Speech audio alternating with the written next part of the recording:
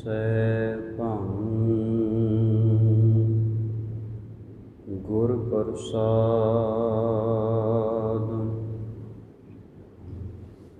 ਇਕ ਓੰਕਾਰ ਸਤਿਨਾਮ ਕਰਤਾ ਪੁਰਖ ਨਿਰਭਉ ਨਿਰਵੈਰ ਅਕਾਲ ਮੂਰਤਿ ਅਜੂਨੀ ਸੈਭੰ ਗੁਰ ਪ੍ਰਸਾਦਿ। ਸ਼ਲੋਕ ਸਹਸਕ੍ਰਿਤੀ ਮਹਿਲਾ ਪਹਿਲਾ। ਪੜ੍ਹ ਪੁਸਤਕ ਸੰਧਿਆ ਬਾਦੰ ਸਿਲ ਪੂਜਸ ਬਗੁਲ ਸਮਾਦੰ। ਮੁਖ ਝੂਠ ਵਿਭੂਖਨ ਸਾਰੰ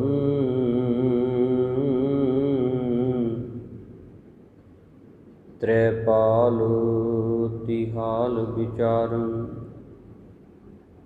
ਗਲ ਮਾਲਾ ਤਿਲਕ ਲਿਲਾਟੰ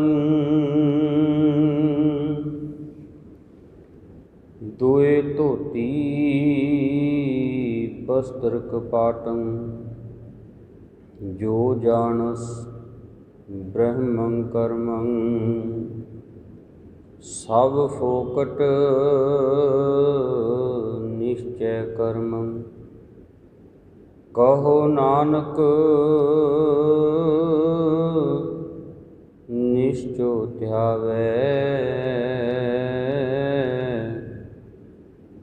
ਬਿਨ ਸਤਿਗੁਰ ਬਾਟ ਨ ਪਾਵੈ। ਕਹੋ ਨਾਨਕ ਨਿਸ਼ਚੋ ਧਿਆਵੈ ਬਿਨ ਸਤਿਗੁਰ ਬਾਟ ਨ ਪਾਵੈ।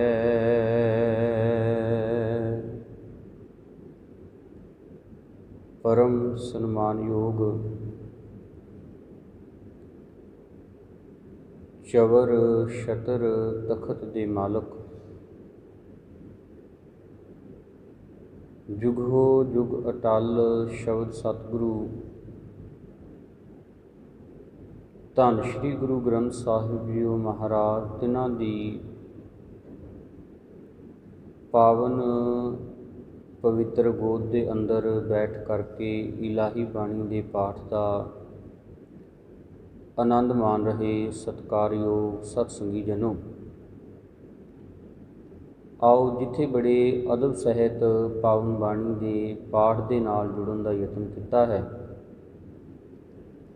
ਕੁਝ ਕੁ ਸਮਾਂ ਪਾਵਨ ਬਾਣੀ ਦੀ ਵਿਚਾਰ ਨੂੰ ਸਮਝਣ ਦਾ, ਜਾਣਨ ਦਾ ਯਤਨ ਕਰੀਏ। ਕਿਉਂਕਿ ਇਸ ਗੱਲ ਦੇ ਵਿੱਚ ਕੋਈ ਦੋ ਰਾਵਾਂ ਨਹੀਂ ਕਿ ਮੁਬਾਰਕ ਬਾਣੀ ਦੇ ਪਾਠ ਬਹੁਤ ਕੀਤੇ ਗਏ ਤੇ ਬਹੁਤ ਕਰ ਰਹੇ ਹਾਂ। ਬੜੀ ਵਧੀਆ ਬਾਤ ਹੈ, ਕਿਉਂਕਿ ਇਹ ਪਹਿਲਾ ਪੜਾਅ ਹੈ। ਪਰ ਬਾਣੀ ਨੇ ਜਿੱਥੇ ਪੜ੍ਹਨ ਤੇ ਸੁਣਨ ਦੀ ਸਾਨੂੰ ਹਦਾਇਤ ਕੀਤੀ ਹੈ, ਉੱਥੇ ਨਾਲ ਸਤਿਗੁਰੂ ਜੀ ਨੇ ਇਸ ਨੂੰ ਸਮਝਣ ਤੇ ਵਿਚਾਰਨ ਦੀ ਗੱਲ ਵੀ ਸਾਡੇ ਸਾਹਮਣੇ ਰੱਖੀ ਹੈ। ਤੇ ਕੇਵਲ ਸਮਝਣ ਤੇ ਵਿਚਾਰਨ ਤੱਕ ਹੀ ਸੀਮਤ ਨਹੀਂ ਰੱਖਿਆ। ਜੋ ਸਮਝਿਆ ਹੈ, ਜੋ ਵਿਚਾਰਿਆ ਹੈ, ਉਸ ਨੂੰ ਫਿਰ ਆਪਣੇ ਜੀਵਨ ਦਾ ਹਿੱਸਾ ਬਣਾਉਣ ਦੀ ਵੀ ਸਤਿਗੁਰੂ ਜੀ ਨੇ ਪ੍ਰੇਰਨਾ ਕੀਤੀ ਹੈ। ਇਸੇ ਕਰਕੇ ਸਤਿਗੁਰੂ ਜੀ ਦੀ ਮੁਬਾਰਕ ਬਾਣੀ ਨੂੰ ਪੜ੍ਹਦੇ ਹਾਂ ਤੇ ਸਤਿਗੁਰੂ ਜੀ ਕਹਿੰਦੇ ਨੇ, ਸਤਿਗੁਰ ਕੀ ਬਾਣੀ ਸਤ ਸਰੂਪ ਹੈ, ਗੁਰਬਾਣੀ ਬਣੀਐ। ਬਾਣੀ ਨੂੰ ਪੜ੍ਹਦਾ ਪੜ੍ਹਦਾ, ਬਾਣੀ ਦੇ ਨਾਲ ਸਾਂਝ ਬਣਾਉਂਦਾ ਬਣਾਉਂਦਾ, ਬਾਣੀ ਨੂੰ ਸਮਝਦਾ ਸਮਝਦਾ, ਵਿਚਾਰਦਾ ਵਿਚਾਰਦਾ, ਇਹੋ ਜਿਹਾ ਆਪਣਾ ਜੀਵਨ ਬਣਾ ਕਿ ਤੇਰਾ ਜੀਵਨ ਜਿਹੜਾ ਹੈ ਉਹ ਬਾਣੀ ਬਣ ਜਾਵੇ। ਬਾਣੀ ਦੇ ਵਿੱਚੋਂ ਤੇਰੇ ਜੀਵਨ ਦੇ ਵਿੱਚੋਂ ਬਾਣੀ ਦੀ ਝਲਕ ਜਿਹੜੀ ਹੈ, ਖੁਸ਼ਬੂ ਜਿਹੜੀ ਹੈ ਉਹ ਆਵੇ। ਅਤੇ ਮੈਂ ਅਕਸਰ ਇਹ ਬੇਨਤੀ ਕਰਿਆ ਕਰਦਾ ਵੀ ਆਪਾਂ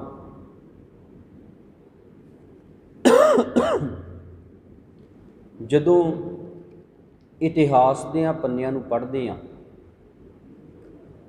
ਹੁਣ ਭਾਈ ਭਗੀਰਥ ਜੀ ਦੇ ਰਾਹੀਂ ਲਾਹੌਰ ਦਾ ਰਹਿਣ ਵਾਲਾ ਇੱਕ ਬੜਾ ਉੱਘਾ ਤੇ ਬੜਾ ਮਸ਼ਹੂਰ ਵਪਾਰੀ ਭਾਈ ਮਨਸੁਖ, ਉਹ ਭਾਈ ਭਗੀਰਥ ਜੀ ਦੇ ਜੀਵਨ ਨੂੰ ਵੇਖ ਕੇ, ਜਿਹੜਾ ਜੀਵਨ ਉਹਨਾਂ ਨੇ ਗੁਰਬਾਣੀ ਦੇ ਰਾਹੀਂ ਘੜਿਆ ਹੈ, ਉਸ ਜੀਵਨ ਨੂੰ ਵੇਖ ਕੇ ਬੜਾ ਪ੍ਰਭਾਵਿਤ ਹੁੰਦਾ ਹੈ, ਉਸ ਜੀਵਨ ਤੋਂ ਬੜਾ ਖੁਸ਼ ਹੁੰਦਾ ਹੈ। ਖੈਰ, ਮੈਂ ਬੇਨਤੀ ਕਰ ਰਿਹਾ ਸੀ ਵੀ ਜਿੱਥੇ ਬਾਣੀ ਨੂੰ ਆਪਾਂ ਪੜ੍ਹਦੇ ਹਾਂ ਉੱਥੇ ਵਿਚਾਰਨ ਅਤੇ ਸਮਝਣ ਦਾ ਯਤਨ ਕਰੀਏ। ਜਿੱਥੇ ਵਿਚਾਰਨਾ ਅਤੇ ਸਮਝਣਾ ਹੈ ਉੱਥੇ ਮੁਬਾਰਕ ਬਾਣੀ ਜਿਹੜੀ ਹੈ ਉਹ ਸਾਡੇ ਜੀਵਨ ਦਾ ਹਿੱਸਾ ਬਣ ਜਾਵੇ।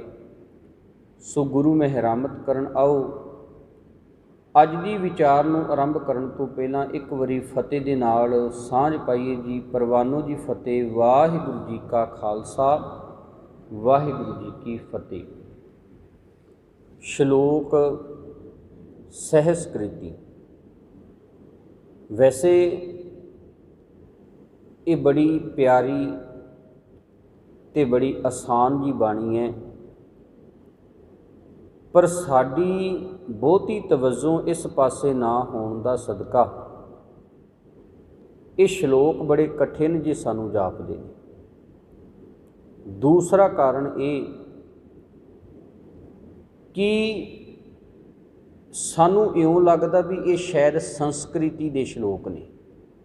ਧਿਆਨ 'ਚ ਰੱਖਣਾ, ਸੰਸਕ੍ਰਿਤੀ ਅਲੱਗ ਹੈ, ਸਹਿਸਕ੍ਰਿਤੀ ਅਲੱਗ ਹੈ।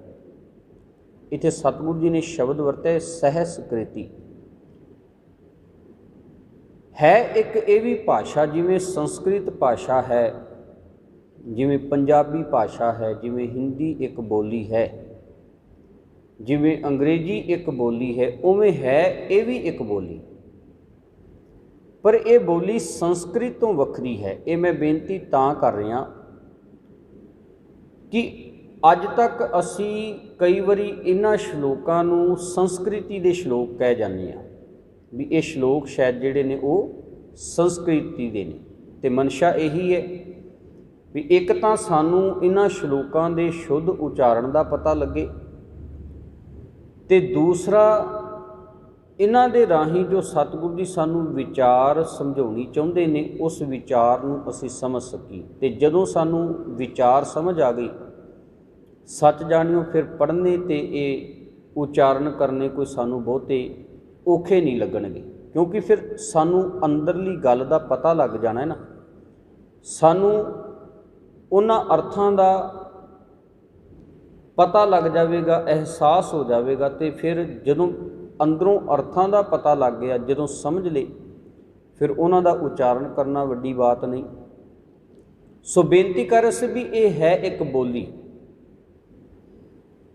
ਸਹਿਸਕ੍ਰਿਤੀ ਬੋਲੀ ਜਿਹੜੀ ਹੈ ਉਹ ਆਮ ਬੋਲੀ ਵਾਂਗ ਬੋਲੀ ਨਹੀਂ, ਇਹ ਦੋ ਬੋਲੀਆਂ ਦਾ ਸੁਮੇਲ ਹੈ। ਪਾਲੀ ਭਾਸ਼ਾ, ਜਿਹੜਾ ਆਪਾਂ ਬੁੱਧ ਧਰਮ ਦਾ ਗ੍ਰੰਥ ਸਾਧ ਸੰਗਤ ਜੀ ਪੜ੍ਹਦੇ ਹਾਂ, ਉਹ ਗ੍ਰੰਥ ਜਿਹੜਾ ਹੈ ਉਹ ਪਾਲੀ ਭਾਸ਼ਾ ਦੇ ਵਿੱਚ ਉਚਾਰਨ ਕੀਤਾ ਹੈ। ਅਤੇ ਇੱਕ ਹੈ ਪ੍ਰਾਕ੍ਰਿਤੀ ਬੋਲੀ। ਪ੍ਰਾਕ੍ਰਿਤੀ ਬੋਲੀ ਦੇ ਅਰਥ ਨੇ ਵੀ ਜਿਹੜੀ ਆਮ ਲੋਕਾਂ ਦੀ ਬੋਲੀ ਸੀ, ਵੀ ਹਰ ਕੋਈ ਬੋਲਦਾ ਸੀ, ਉਹਨੂੰ ਬੋਲਦੇ ਸਨ ਪ੍ਰਾਕ੍ਰਿਤੀ ਬੋਲੀ, ਭਾਵ ਕੁਦਰਤੀ ਬੋਲੀ। ਇਹਨਾਂ ਦੋ ਬੋਲੀਆਂ ਦੇ ਸੁਮੇਲ ਤੋਂ ਇਹ ਬੋਲੀ ਬਣੀ ਹੈ, ਇਹ ਭਾਸ਼ਾ ਬਣੀ ਹੈ ਸਹਿਸਕ੍ਰਿਤੀ। ਹੁਣ ਇਹ ਉਚਾਰਨ ਕਿੱਥੇ ਕੀਤੀ ਜਾਂਦੀ ਸੀ, ਇਹ ਬੋਲੀ ਕਿੱਥੇ ਜਾਂਦੀ ਸੀ? ਅਸਲ 'ਚ ਜਦੋਂ ਆਪਾਂ ਭਾਰਤ ਦੀ ਧਰਤੀ ਦੇ ਇਤਿਹਾਸ ਨੂੰ ਪੜ੍ਹਦੇ ਹਾਂ ਤਾਂ ਸਭ ਤੋਂ ਪੁਰਾਣੀ ਬੋਲੀ ਜਿਹੜੀ ਹੈ ਉਹ ਸੰਸਕ੍ਰਿਤੀ ਮੰਨੀ ਜਾਂਦੀ ਹੈ। ਤੇ ਸੰਸਕ੍ਰਿਤੀ ਨੂੰ ਜਿਹੜੇ ਪੁਜਾਰੀ ਲੋਕ ਸਨ ਉਹਨਾਂ ਨੇ ਕਿਹਾ ਸੀ ਇਹ ਦੇਵ ਭਾਸ਼ਾ ਹੈ, ਭਾਵ ਇਹ ਦੇਵਤਿਆਂ ਦੀ ਬੋਲੀ ਹੈ, ਤੇ ਇਸ ਬੋਲੀ ਨੂੰ ਕੇਵਲ ਬ੍ਰਾਹਮਣ ਹੀ ਜਿਹੜਾ ਹੈ ਉਹ ਬੋਲ ਸਕਦਾ ਹੈ, ਪੜ੍ਹ ਸਕਦਾ ਹੈ, ਸਮਝ ਸਕਦਾ ਹੈ। ਤੁਸੀਂ ਵੇਖੋ ਵੀ ਅੱਜ ਤੱਕ ਵੀ ਕਿਤੇ ਨਾ ਕਿਤੇ ਇਹ ਪਾਬੰਦੀਆਂ ਨੇ। ਵੈਸੇ ਤਾਂ ਇਹ ਗੱਲ ਤਾਂ ਬਿਲਕੁਲ ਅਟੱਲ ਸੱਚਾਈ ਹੈ ਵੀ ਅੱਜ ਕਿਸੇ ਵੀ ਸਨਾਤਨੀ ਵੀਰ ਨੂੰ ਤੁਸੀਂ ਪੁੱਛੋ ਵੀ ਤੁਹਾਨੂੰ ਸੰਸਕ੍ਰਿਤੀ ਆਉਂਦੀ ਹੈ, ਜਾਂ ਜਿਹੜੇ ਧਰਮ ਗ੍ਰੰਥ ਤੁਹਾਡੀ ਭਾਸ਼ਾ ਦੇ ਵਿੱਚ ਲਿਖੇ ਹੋਏ ਨੇ ਉਹ ਤੁਹਾਨੂੰ ਆਉਂਦੇ ਨੇ, ਤੇ ਉਹਦਾ ਅੱਗੋਂ ਜਵਾਬ ਹੋਵੇਗਾ ਨਹੀਂ। ਬਹੁਤਾਤ ਵਿਰਲੇ ਲੋਕ ਹੋਣਗੇ ਜਿਹੜੇ ਇਸ ਬੋਲੀ ਤੋਂ ਅੱਜ ਜਾਣੂ ਹੋਣ, ਨਹੀਂ ਤਾਂ ਹੌਲੀ ਹੌਲੀ ਕਰਕੇ ਇਹ ਬੋਲੀ ਜਿਹੜੀ ਸੀ ਇਹ ਅਲੋਪ ਹੁੰਦੀ ਗਈ। ਅੱਜ ਇਸ ਬਿਲਕੁਲ ਨਾ ਮਾਤਰ ਜੀ ਰਹਿ ਚੁੱਕੀ ਹੈ। ਕਦੇ ਇਸ ਦਾ ਬੜਾ ਵਿਸਥਾਰ ਹੁੰਦਾ ਸੀ। ਅੱਜ ਤੋਂ ਜਦੋਂ ਆਪਾਂ ਪਹਿਲਾਂ ਕੋਈ 5-7 ਹਜ਼ਾਰ ਸਾਲ ਪਹਿਲਾਂ ਦੀ ਗੱਲ ਕਰਦੇ ਹਾਂ, ਉਦੋਂ ਇਸ ਬੋਲੀ ਦਾ ਬੜਾ ਇੱਕ ਵਿਸਥਾਰ ਹੁੰਦਾ ਸੀ। ਸੋ ਸੰਸਕ੍ਰਿਤੀ ਬੋਲੀ ਜਿਹੜੀ ਹੈ ਉਹ ਬ੍ਰਾਹਮਣ ਨੇ ਆਪਣੇ ਲਈ ਰਾਖਵੀਂ ਰੱਖੀ ਸੀ, ਤੇ ਆਮ ਇਨਸਾਨ ਨੂੰ ਇਜਾਜ਼ਤ ਨਹੀਂ ਸੀ ਵੀ ਉਹ ਬੋਲੀ ਜਿਹੜੀ ਹੈ ਉਹ ਬੋਲ ਸਕੇ, ਤੇ ਕੁਛ ਹੈ ਵੀ ਕਠਿਨ ਸੀ। ਇਸ ਕਰਕੇ ਜਿਹੜੇ ਆਪਾਂ ਕਹਿ ਸਕਦੇ ਹਾਂ ਵੀ ਜਿਨ੍ਹਾਂ ਅਦਾਰਿਆਂ ਦੇ ਵਿੱਚ ਸਿੱਖਿਆ ਦਿੱਤੀ ਜਾਂਦੀ ਸੀ, ਜਿਨ੍ਹਾਂ ਨੂੰ ਗੁਰੂਕੁਲ ਕਿਹਾ ਜਾਂਦਾ ਸੀ, ਜਿਨ੍ਹਾਂ ਨੂੰ ਮੱਠ ਕਿਹਾ ਜਾਂਦਾ ਸੀ, ਜਿਨ੍ਹਾਂ ਨੂੰ ਆਸ਼ਰਮ ਕਿਹਾ ਜਾਂਦਾ ਸੀ, ਉਹਨਾਂ ਆਸ਼ਰਮਾਂ ਦੇ ਵਿੱਚ ਇਹ ਸਹਿਸਕ੍ਰਿਤੀ ਬੋਲੀ ਜਿਹੜੀ ਹੈ ਇਹ ਬੋਲੀ ਜਾਂਦੀ ਸੀ, ਦੋ ਭਾਸ਼ਾਵਾਂ ਦਾ ਮੇਲ ਬਣਾ ਕੇ, ਪਾਲੀ ਭਾਸ਼ਾ ਤੇ ਪ੍ਰਕਿਰਤੀ ਭਾਸ਼ਾ।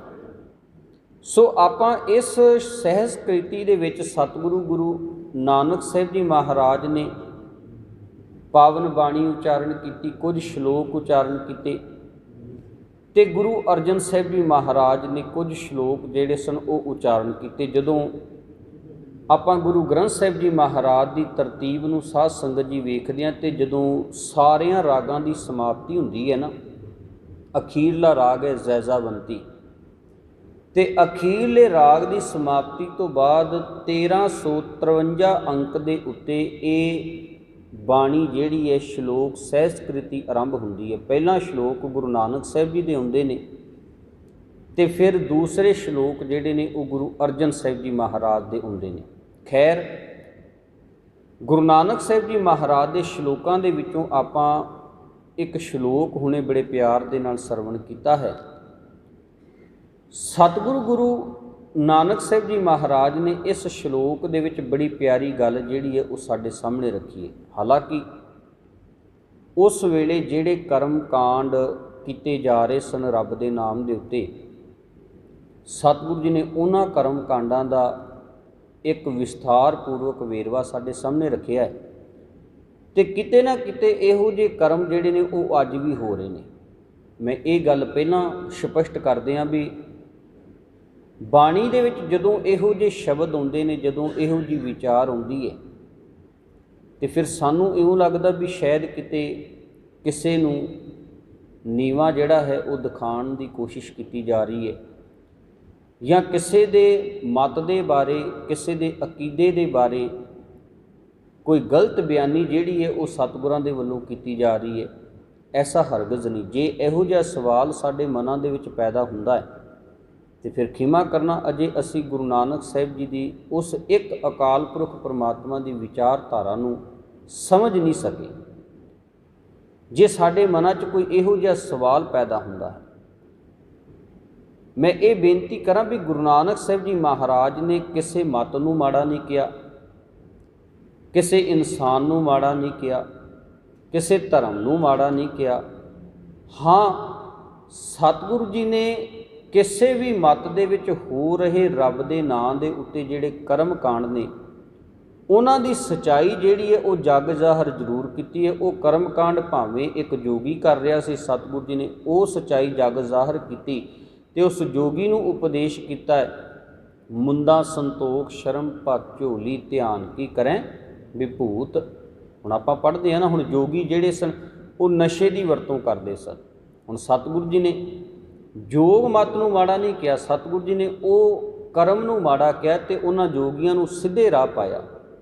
ਸਤਿਗੁਰੂ ਜੀ ਕਹਿਣ ਲੱਗੇ ਵੀ ਤੁਸੀਂ ਰੱਬ ਦੀ ਪ੍ਰਾਪਤੀ ਦੇ ਲਈ ਨਸ਼ੇ ਦੀ ਵਰਤੋਂ ਕਰਦੇ ਹੋ, ਤੇ ਜੇ ਤੁਸੀਂ ਇਸ ਨਸ਼ੇ ਨੂੰ ਛੱਡ ਕੇ ਇਹੋ ਜਿਹਾ ਨਸ਼ਾ ਅਪਣਾ ਲਵੋ, ਗੁੜ ਕਰ ਗਿਆਨ ਧਿਆਨ ਕਰ ਧਾਵੈ ਕਰ ਕਰਨੀ ਕਸ ਪਾਈਐ, ਭਾਥੀ ਭਵਨ ਪ੍ਰੇਮ ਕਾ ਪੋਚਾ ਇਤ ਰਸ ਅਮਿਓ ਚੁਆਈਐ, ਬਾਬਾ ਮਨ ਮਤ ਵਾਰੋ ਨਾਮ ਰਸ ਪੀਵੇ ਸਹਿਜ ਰੰਗ ਰਚ ਰਹਿਆ।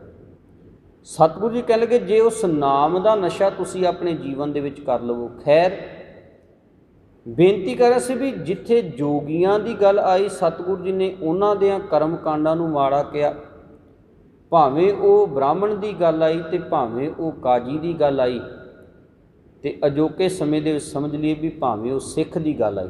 ਜੇ ਅੱਜ ਸਿੱਖ ਵੀ ਉਹੋ ਜਿਹੇ ਕਰਮ ਕਾਂਡ ਕਰ ਰਿਹਾ ਤੇ ਖਿਮਾ ਕਰਨਾ ਇਹ ਸਿੱਖ ਦੇ ਲਈ ਵੀ ਓਨਾ ਹੀ ਉਪਦੇਸ਼ ਹੈ। ਖੈਰ ਸਤਿਗੁਰੂ ਗੁਰੂ ਨਾਨਕ ਸਾਹਿਬ ਜੀ ਮਹਾਰਾਜ ਨੇ ਇਸ ਸ਼ਲੋਕ ਦੇ ਅੰਦਰ ਕੁਝ ਕੁ ਕਰਮ ਕਾਂਡਾਂ ਦਾ ਜ਼ਿਕਰ ਕੀਤਾ ਹੈ ਜਿਹੜੇ ਰੱਬ ਦੇ ਲਈ ਕੀਤੇ ਜਾ ਰਹੇ ਸਨ।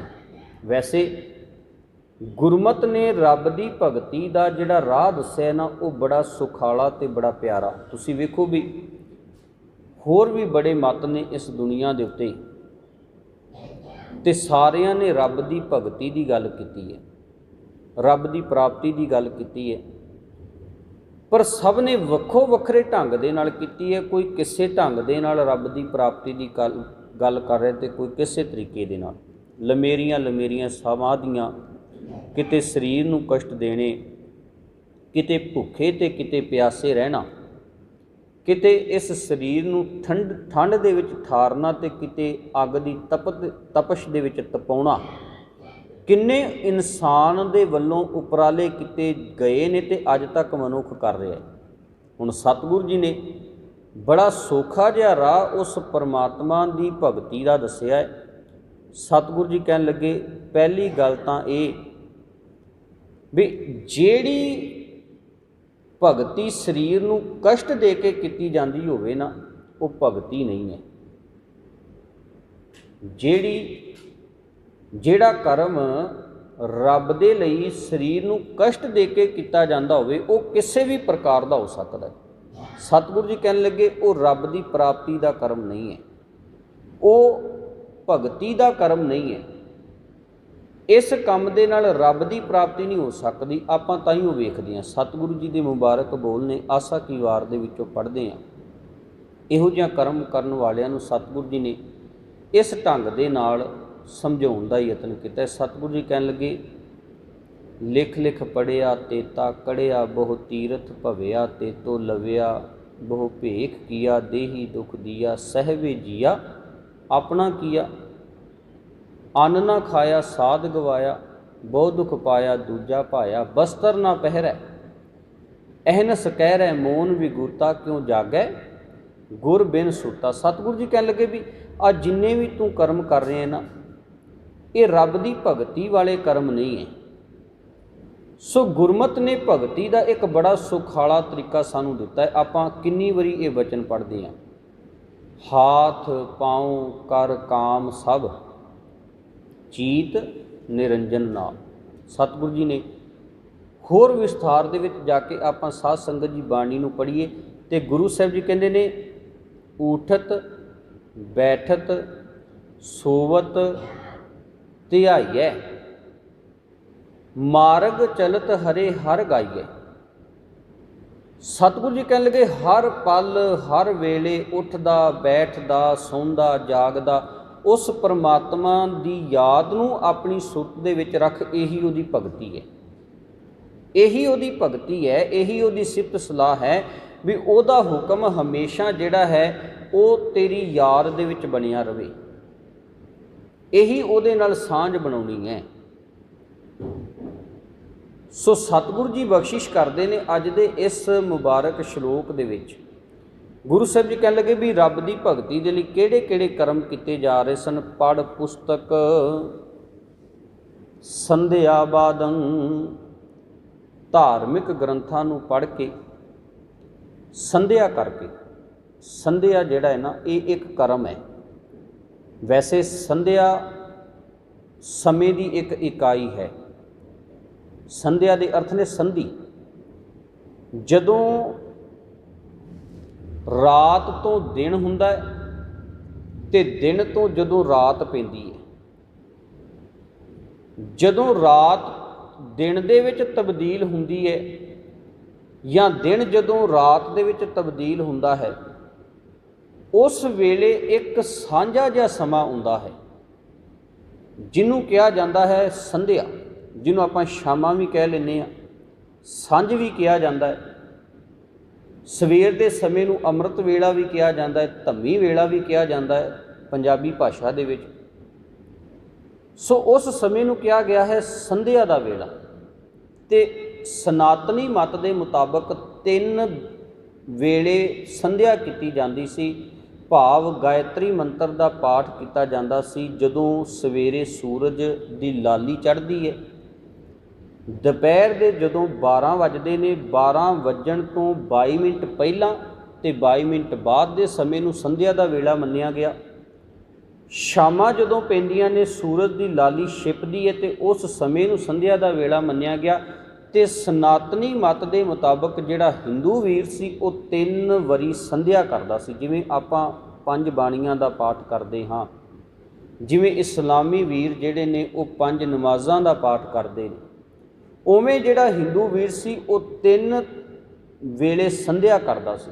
ਹੁਣ ਸਤਿਗੁਰੂ ਜੀ ਨੇ ਬਖਸ਼ਿਸ਼ ਕੀਤੀ, ਕਹਿਣ ਲੱਗੇ ਪੜ੍ਹ ਪੁਸਤਕ ਸੰਧਿਆ ਬਾਦੰਗ। ਵੈਸੇ ਮੈਂ ਇੱਕ ਬੇਨਤੀ ਕਰਾਂ ਵੀ ਇਹਦੇ ਵਿੱਚ ਸਤਿਗੁਰੂ ਜੀ ਨੇ ਸੰਬੋਧਨ ਪੰਡਤ ਨੂੰ ਹੋ ਕੇ ਗੱਲ ਕਹੀ ਹੈ। ਸਤਿਗੁਰੂ ਜੀ ਪਾਤਰ ਜਿਹੜਾ ਉਹ ਪੰਡਤ ਨੂੰ ਬਣਾਉਂਦੇ ਨੇ, ਗੱਲ ਸਾਨੂੰ ਸਾਰਿਆਂ ਨੂੰ ਸਮਝਾ ਰਹੇ ਨੇ ਵੀ ਜੇ ਅਸੀਂ ਵੀ ਇਹੋ ਜਿਹੇ ਕਰਮ ਕਰ ਰਹੇ ਹਾਂ ਤੇ ਖਿਮਾ ਕਰਨਾ, ਇਹ ਕਰਮ ਜਿਹੜੇ ਨੇ ਗੁਰਮਤ ਦੇ ਮੁਤਾਬਕ ਪ੍ਰਵਾਨ ਨਹੀਂ। ਸਤਿਗੁਰੂ ਜੀ ਕਹਿੰਦੇ ਨੇ, ਹੇ ਪੰਡਤ ਜੀ, ਵੇਖ ਤੂੰ ਧਾਰਮਿਕ ਗ੍ਰੰਥ ਪੜ੍ਹਦਾ ਹੈ, ਸੰਧਿਆ ਵੀ ਕਰਦਾ ਹੈ ਤੇ ਧਾਰਮਿਕ ਗ੍ਰੰਥ ਪੜ੍ਹ ਕੇ ਫਿਰ ਤੂੰ ਵਾਦ ਵਿਵਾਦ ਵੀ ਕਰਦਾ ਹੈ, ਚਰਚਾਵਾਂ ਵੀ ਕਰਦਾ ਹੈ ਧਾਰਮਿਕ ਗ੍ਰੰਥਾਂ ਦੇ ਉੱਤੇ। ਆਪਾਂ ਇਤਿਹਾਸ ਦੇ ਪੰਨਿਆਂ ਦੇ ਵਿੱਚੋਂ ਗੱਲ ਸਾਂਝੀ ਕਰਦੇ ਹਾਂ। ਮੈਂ ਕੇਵਲ ਟੂਕ ਮਾਤਰ ਗੱਲ ਰੱਖਾਂ, ਲਮੇਰੀ ਨਾ ਹੋ ਜਾਵੇ। ਪੰਡਤ ਬ੍ਰਹਮਦੱਤ ਮਟਨ ਦੀ ਧਰਤੀ ਦੇ ਉੱਤੇ ਕਸ਼ਮੀਰ ਦੇ ਇਲਾਕੇ ਦੇ ਵਿੱਚ ਗੁਰੂ ਨਾਨਕ ਸਾਹਿਬ ਜੀ ਮਹਾਰਾਜ ਦੇ ਨਾਲ ਵਿਚਾਰ ਚਰਚਾ ਕਰਦਾ ਹੈ।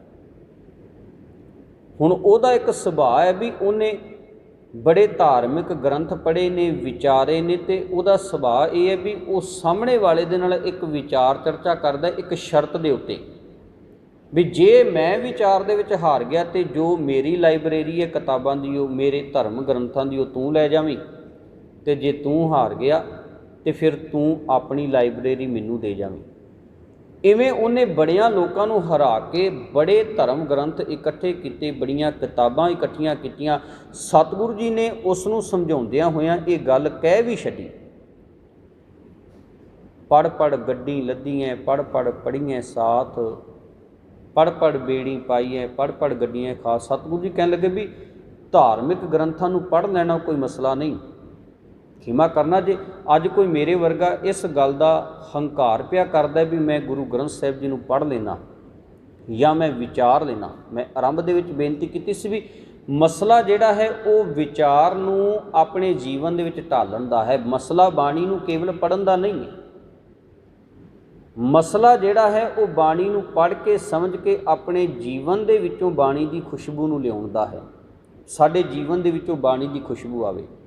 ਤੇ ਜੇ ਮੇਰੇ ਵਰਗਾ ਫੋਕਾ ਹੰਕਾਰ ਚੱਕੀ ਫਿਰੇ ਵੀ ਮੈਂ ਤਾਂ ਧਾਰਮਿਕ ਗ੍ਰੰਥ ਪੜ੍ਹਦਾ, ਮੈਂ ਬੜੀਆਂ ਕਿਤਾਬਾਂ ਪੜ੍ਹੀਆਂ ਨੇ, ਮੈਂ ਗੁਰੂ ਗ੍ਰੰਥ ਸਾਹਿਬ ਜੀ ਦਾ ਪਾਠ ਇੰਨੀ ਵਾਰੀ ਕੀਤਾ ਹੈ, ਤੇ ਜੇ ਸਮਝੇ ਨਹੀਂ, ਜੇ ਉਹਨੂੰ ਆਪਣੇ ਜੀਵਨ ਦੇ ਵਿੱਚ ਲਾਗੂ ਨਹੀਂ ਕੀਤਾ, ਜੇ ਗੁਰੂ ਗ੍ਰੰਥ ਸਾਹਿਬ ਜੀ ਮਹਾਰਾਜ ਦੀ ਖੁਸ਼ਬੂ ਜੀਵਨ ਦੇ ਵਿੱਚੋਂ ਨਹੀਂ ਆਈ, ਤੇ ਖਿਮਾ ਕਰਨਾ ਫਿਰ ਇਹ ਉਪਦੇਸ਼ ਸਾਡੇ ਲਈ ਵੀ ਓਨਾ ਹੀ ਹੈ ਜਿੰਨਾ ਸਤਿਗੁਰੂ ਜੀ ਉਸ ਪੰਡਿਤ ਨੂੰ ਕਹਿ ਰਹੇ ਨੇ, ਪੜ੍ਹ ਪੁਸਤਕ ਸੰਧਿਆ ਬਾਦਨ। ਸਤਿਗੁਰੂ ਜੀ ਕਹਿਣ ਲੱਗੇ, ਹੇ ਪੰਡਤ, ਤੂੰ ਧਾਰਮਿਕ ਪੁਸਤਕਾਂ ਪੜ੍ਹਦਾ ਹੈ, ਗ੍ਰੰਥ ਪੜ੍ਹਦਾ ਹੈ, ਵਾਦ ਵਿਚਾਰ ਕਰਦਾ ਹੈ, ਸੰਧਿਆ ਵੀ ਕਰਦਾ ਹੈ, ਇੱਥੇ ਬਸ ਨਹੀਂ, ਸਿਲ ਪੂਜਸ ਬਗੁਲ ਸਮਾਦਨ।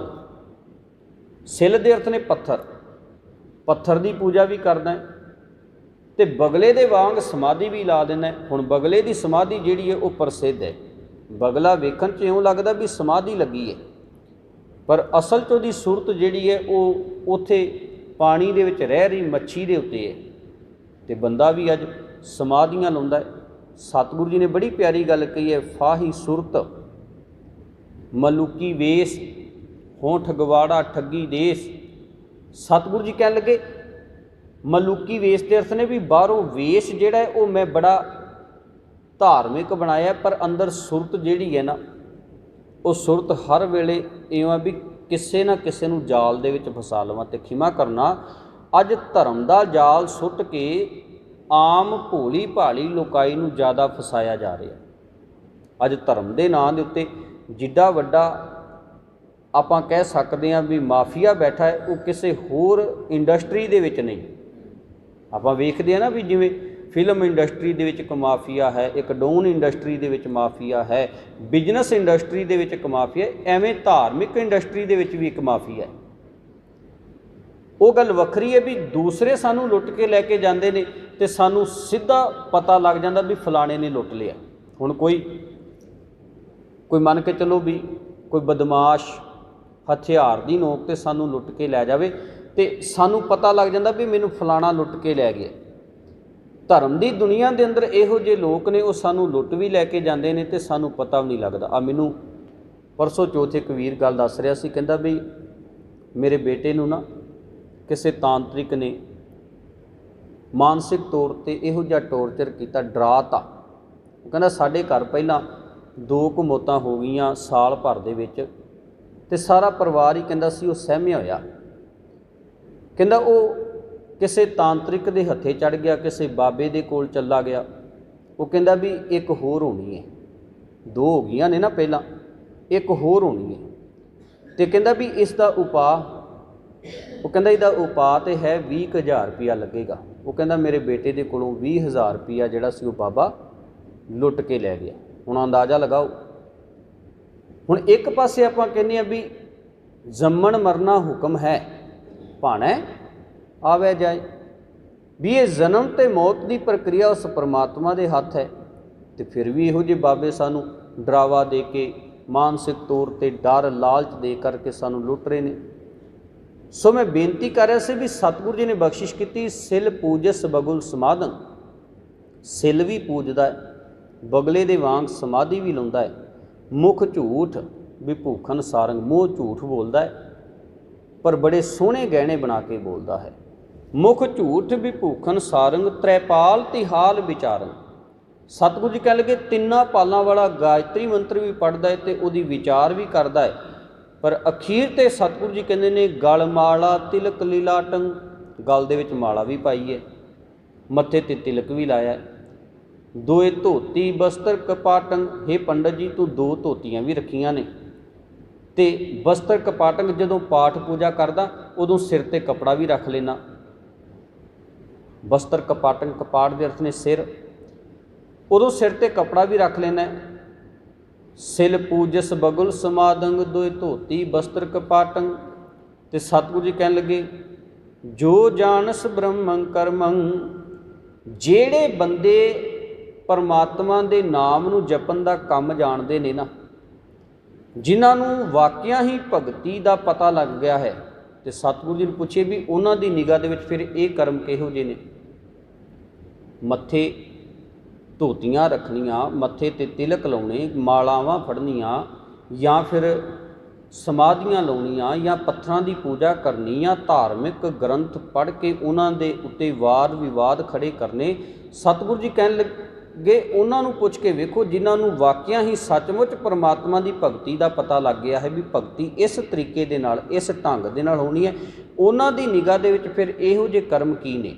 ਤੇ ਗੁਰੂ ਸਾਹਿਬ ਜੀ ਨੇ ਬਖਸ਼ਿਸ਼ ਕੀਤੀ ਹੈ ਜੇ ਜਾਣਸ ਬ੍ਰਹਮੰ ਕਰਮੰ। ਬ੍ਰਹਮੰ ਕਰਮੰ ਦੇ ਅਰਥ ਨੇ ਰੱਬ ਨੂੰ ਜਪਣ ਦਾ ਕੰਮ ਜੇ ਤੂੰ ਜਾਣ ਲੈਂਦਾ, ਸਮਝ ਲੈਂਦਾ, ਸਭ ਫੋਕਟ ਨਿਸ਼ਚੋ ਕਰਮੰਗ, ਇਹ ਸਾਰੇ ਕੰਮ ਤੈਨੂੰ ਬੇਕਾਰ ਲੱਗਣੇ ਸਨ, ਵਿਅਰਥ ਲੱਗਣੇ ਸਨ, ਫੋਕਟ ਲੱਗਣੇ ਸਨ, ਵਾਧੂ ਦੇ ਲੱਗਣੇ ਸਨ। ਫਿਰ ਤੂੰ ਇਹਨਾਂ ਕੰਮਾਂ ਦੇ ਵਿੱਚ ਆਪਣੇ ਜੀਵਨ ਨੂੰ ਨਹੀਂ ਸੀ ਉਲਝਾਉਣਾ, ਫਿਰ ਤੂੰ ਆਪਣੀ ਜ਼ਿੰਦਗੀ ਨੂੰ ਆਰਾਮ ਦੇ ਨਾਲ ਜਿਉਂਦਾ ਹੋਇਆ ਬੜੇ ਸਿੰਪਲ ਵੇ ਦੇ ਨਾਲ ਰੱਬ ਦੀ ਪ੍ਰਾਪਤੀ ਦੇ ਯਤਨ ਕਰਨੇ ਸਨ ਤੇ ਰੱਬ ਨੂੰ ਪ੍ਰਾਪਤ ਕਰ ਲੈਣਾ ਸੀ। ਅਖੀਰ ਤੇ ਸਤਿਗੁਰੂ ਜੀ ਕਹਿੰਦੇ ਨੇ ਸਭ ਫੋਕਟ ਨਿਸ਼ਚੈ ਕਰਮੰ, ਕਹੋ ਨਾਨਕ ਨਿਸ਼ਚੋ ਧਿਆਵੈ। ਹੈ ਨਾਨਕ, ਜਿਹੜਾ ਇਨਸਾਨ ਉਸ ਪਰਮਾਤਮਾ ਨੂੰ ਦ੍ਰਿੜਤਾ ਦੇ ਨਾਲ, ਨਿਸ਼ਚੈ ਦੇ ਨਾਲ, ਵਿਸ਼ਵਾਸ ਦੇ ਨਾਲ ਧਿਆਉਂਦਾ ਹੈ, ਤੇ ਸਤਿਗੁਰੂ ਜੀ ਕਹਿਣ ਲੱਗੇ ਬਿਨ ਸਤਿਗੁਰ ਵਾਟ ਨਾ ਪਾਵੇ। ਫਿਰ ਉਹਨੂੰ ਇਹਨਾਂ ਕਰਮਾਂ ਦੀ ਲੋੜ ਨਹੀਂ ਪੈਂਦੀ ਵੀ ਉਹ ਇਹੋ ਜਿਹੇ ਕਰਮ ਕਾਂਡ ਕਰੇ। ਫਿਰ ਉਹਦੇ ਅੰਦਰ ਇਹ ਵਿਸ਼ਵਾਸ ਹੈ, ਇਹ ਦ੍ਰਿੜਤਾ ਹੈ ਵੀ ਮੈਂ ਪ੍ਰਮਾਤਮਾ ਦੀ ਭਗਤੀ ਪ੍ਰਮਾਤਮਾ ਦੇ ਮੁਤਾਬਕ ਕਰ ਰਿਹਾ, ਗੁਰੂ ਦੇ ਦੱਸੇ ਮੁਤਾਬਕ ਕਰ ਰਿਹਾ। ਤੇ ਸਤਿਗੁਰੂ ਜੀ ਕਹਿਣ ਲੱਗੇ ਆਹ ਜਿਹੜਾ ਮਾਰਗ ਹੈ ਨਾ, ਬਿਨ ਸਤਿਗੁਰ ਬਾਟ ਨਾ ਪਾਵੇ, ਇਹ ਮਾਰਗ ਗੁਰੂ ਤੋਂ ਬਗੈਰ ਕਿਤੇ ਹੋਰ ਨਹੀਂ ਜੇ ਮਿਲਣਾ। ਕਿਹੜਾ ਮਾਰਗ? ਅਸਲ ਰੱਬ ਦੀ ਭਗਤੀ ਕੀ ਹੈ, ਗੁਰੂ ਨੇ ਇਹ ਮਾਰਗ ਸਾਨੂੰ ਦੱਸਣਾ ਹੈ। ਇਸੇ ਕਰਕੇ ਸਤਿਗੁਰੂ ਜੀ ਨੇ ਬਚਨ ਵਰਤੇ ਸਨ, ਭੂਲੇ ਮਾਰਗ ਜਿਨੇ ਬਤਾਇਆ ਐਸਾ ਗੁਰ ਵਡਭਾਗੀ ਪਾਇਆ, ਸਿਮਰ ਮਨਾ ਰਾਮ ਨਾਮ ਚਿਤਾਰੇ। ਸਤਿਗੁਰੂ ਜੀ ਕਹਿਣ ਲੱਗੇ ਮਨਾ ਸਾਰੇ ਕਰਮ ਕਾਂਡ ਛੱਡ, ਵਹਿਮ ਭਰਮ ਛੱਡ, ਵਾਧੂ ਦੀਆਂ ਟੈਨਸ਼ਨਾਂ ਤੇ ਵਾਧੂ ਦੀਆਂ ਚਿੰਤਾਵਾਂ ਛੱਡ ਕੇ ਉਸ ਪਰਮਾਤਮਾ ਨੂੰ ਆਪਣੇ ਮਨ ਦੇ ਵਿੱਚ ਯਾਦ ਕਰ, ਚੇਤੇ ਕਰ। ਇਹੀ ਉਸ ਦੀ ਭਗਤੀ ਹੈ। ਸੋ ਸਤਿਗੁਰੂ ਜੀ ਮਿਹਰਾਮਤ ਕਰਨ। ਇਸ ਸ਼ਲੋਕ ਦੇ ਰਾਹੀਂ ਗੁਰੂ ਸਾਹਿਬ ਜੀ ਨੇ ਜਿਹੜੀ ਵਿਚਾਰ ਸਾਨੂੰ ਸਮਝਾਉਣ ਦਾ ਯਤਨ ਕੀਤਾ ਹੈ ਕਿ ਕਰਮ ਕਾਂਡ ਜਿਹੜੇ ਨੇ ਉਹਨਾਂ ਦੇ ਰਾਹੀਂ ਪਰਮਾਤਮਾ ਨੂੰ ਪ੍ਰਾਪਤ ਨਹੀਂ ਕੀਤਾ ਜਾ ਸਕਦਾ, ਸੱਚ ਨੂੰ ਲੱਭਿਆ ਨਹੀਂ ਜਾ ਸਕਦਾ। ਤੇ ਜਿਨ੍ਹਾਂ ਨੂੰ ਉਸ ਦੀ ਪ੍ਰਾਪਤੀ ਹੋ ਗਈ ਹੈ, ਸੱਚ ਲੱਭ ਗਿਆ ਹੈ, ਉਹ ਕਰਮ ਦਾ ਪਤਾ ਲੱਗ ਗਿਆ, ਫਿਰ ਇਹ ਸਾਰੇ ਕਰਮ ਉਹਨਾਂ ਦੇ ਲਈ ਵਿਅਰਥ ਨੇ, ਬੇਕਾਰ ਨੇ। ਆਓ ਗੁਰੂ ਕਿਰਪਾ ਕਰੇ ਬਾਣੀ ਨੂੰ ਸਮਝ ਕੇ ਵਿਚਾਰ ਕੇ ਆਪਣੇ ਜੀਵਨ ਦੇ ਅੰਦਰ ਢਾਲਣ ਦਾ ਯਤਨ ਕਰੀਏ। ਹੋਈਆਂ ਭੁੱਲਾਂ ਚੁੱਕਾਂ ਦੀ ਖਿਮਾ। ਵਾਹਿਗੁਰੂ ਜੀ ਕਾ ਖਾਲਸਾ, ਵਾਹਿਗੁਰੂ ਜੀ ਕੀ ਫਤਿਹ। ਰਾਮ ਕਲੀ ਮਹਿਲਾ ਤੀਜਾ। ਆਨੰਦ।